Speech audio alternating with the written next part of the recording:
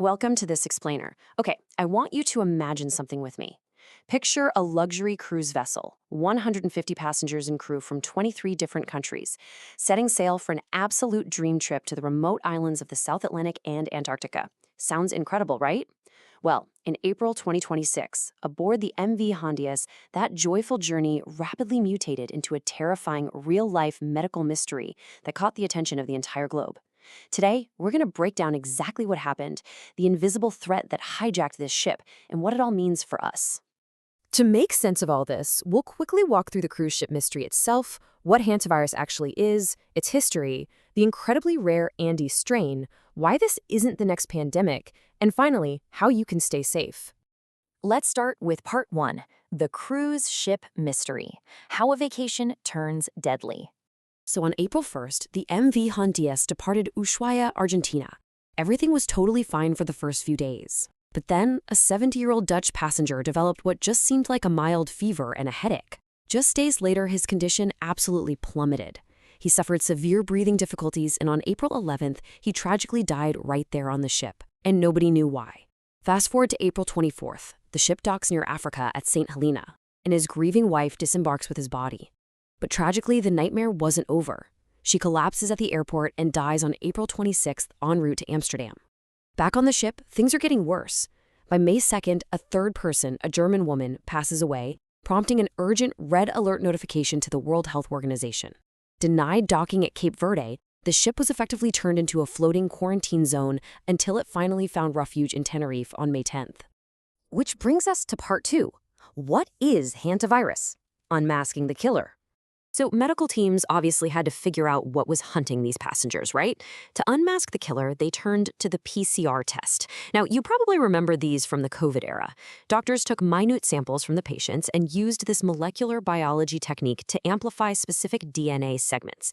Basically, by creating millions of copies of genetic material, they were able to run a genetic match. And the diagnosis that came back, it sent an absolute chill through the medical community. It was hantavirus. To understand why doctors were so alarmed, we need to look at what hantavirus actually does. It's not just one virus, it's a whole family of viruses carried by rodents, and it generally triggers one of two brutal illnesses. On one side, we have Hantavirus Pulmonary Syndrome, or HPS, mostly found in the Americas. This literally floods the lungs with fluid, causing severe suffocation with a mortality rate of 38%. On the other side is Hemorrhagic Fever with Renal Syndrome, or HFRS, which is common in Asia and Europe. This attacks the kidneys and causes internal bleeding. And what makes both of these just absolutely terrifying is that there are currently no FDA or WHO-approved vaccines, no proven antiviral cures, none. Medical teams can only offer supportive care like oxygen therapy, mechanical ventilation, or dialysis, while the patient's own immune system fights a desperate battle for survival. And that brings us to a truly staggering, crucial number, 50%. Depending on the specific syndrome, the mortality rate can reach up to 50%. Half the people who contract the most severe forms of this virus may not survive. It is a highly lethal, invisible enemy. Moving to part 3, a history of outbreaks. This is a decades-old threat. Now you might be wondering if this is some brand new superbug. Well, no, actually. Hantavirus has been silently infecting humans for decades. During the Korean War in the 1950s, over 3,000 American and UN soldiers suddenly fell sick with a mysterious illness that caused kidney failure, killing about 15% of them. It took nearly 30 years to solve that mystery. It wasn't until 1980 that South Korean virologist Dr. Hu Wong Lee finally identified the rodent-borne pathogen and named it after the Hantan River.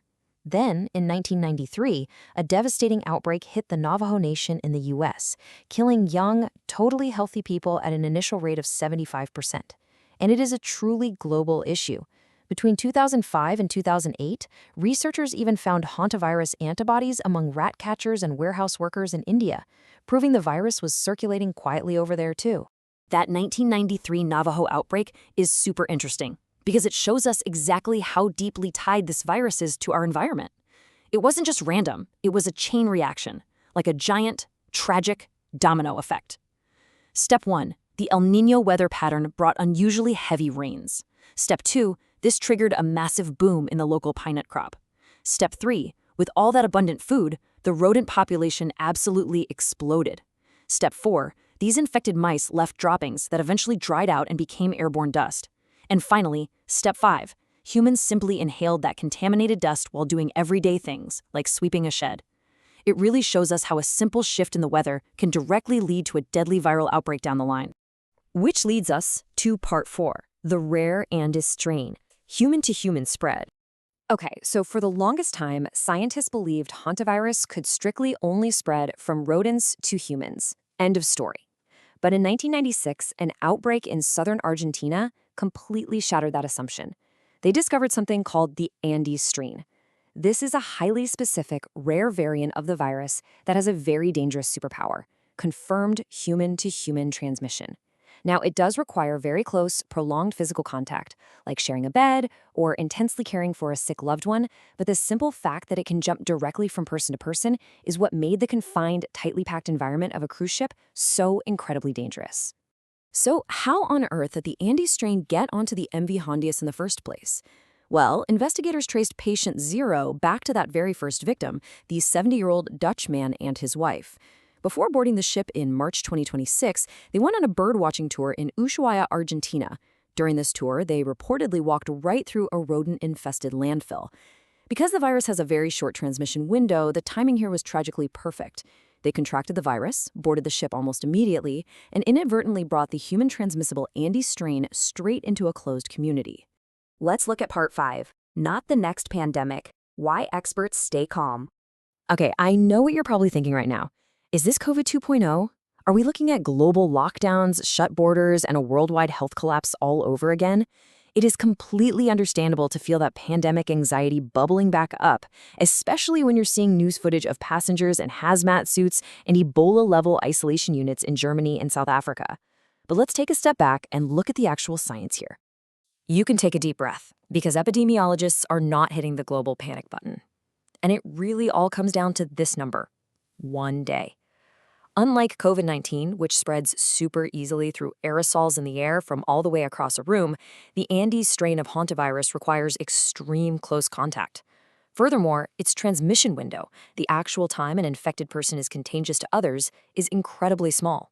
On average, it's just 1 single day at the very onset of the illness.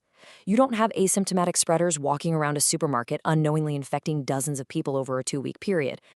The crucial takeaway is summarized perfectly by Dr. Torsten Feld, an infectious disease specialist, and echoed by the World Health Organization. They state, "We are ahead of the curve. The overall risk to the public remains low." Those intense measures you see on the news, like those high-tech biocontainment units, are purely out of an abundance of caution due to the virus's high lethality and to protect the frontline medical staff. Because we know the exact source, the cruise ship, health authorities can easily trace every single contact. As long as infections are tied directly back to the ship, the situation is totally controllable. Finally, part 6, prevention and safety, protecting yourself. Because experts are actually predicting another massive El Niño weather pattern this year, which, as we learned earlier, can cause rodent populations to skyrocket. Knowing these practical steps is absolutely vital. First, seal up any gaps in your home to keep rodents out. If you're going in to clean a dusty, enclosed space like a garage, an old barn, or a shed, throw on an N95 mask and some gloves. Safely dispose of your garbage so you don't attract mice in the first place. And perhaps the absolute most important rule: never, ever use a broom to sweep up dry rodent droppings. Doing that just kicks the viral dust straight into the air you're breathing. Always, always spray them down with a wet disinfectant first before wiping them up. So, we've seen how a microscopic threat can turn a luxury cruise into a major global medical emergency. Hantavirus is a silent threat that has literally been with us for decades, just operating in the shadows until the conditions are just right. But as we've explored today, we are definitely not powerless against it. We have the historical data, we have the scientific tools like PCR testing, and we have a very clear understanding of how it spreads. Awareness is, without a doubt, our best defense. So as our world continues to change and our global weather patterns shift, how will you use this knowledge to ensure that the silent viral threats of the future remain exactly that, in the past? Thanks so much for joining me for this explainer. Stay safe, stay curious, and I'll catch you next time.